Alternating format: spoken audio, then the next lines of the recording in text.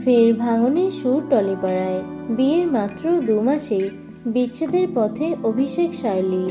গত 29শে এপ্রিল হঠাৎ শৈশবোধ করে 4 হাত এক করেছিলেন তারা, কিন্তু এর মাঝেই তাদের অদ্ভুত পোস্ট দেখে বিচ্ছেদের গুঞ্জনের সৃষ্টি হয়েছে। বুধবার অভিষেক ইনস্টা স্টোরিতে লেখেন, something break your heart but fixed your vision.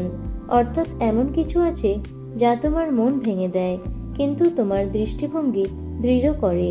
অন্যদিকে শার্লি লেখেন, নাথিং ইজ পার্মানেন্ট, অর্থাৎ কোনো কিছুই চিরস্থায়ী নয়।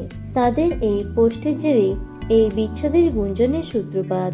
তাহলে কি সত্যিই আলাদা হচ্ছেন তারা? সূত্র বলছে এমনটা হচ্ছে না। পরে অভিষেক এবং শার্লি তাদের পোস্টগুলি ডিলিটও করে দিয়েছেন। তবে অনেকের ধারণা তারা আলোচনায় আসার জন্যই এমনটা করেছেন। তোমাদের কি মনে হয় অবশ্যই কমেন্টে জানিও। ভিডিওটি লাইক এবং শেয়ার করো।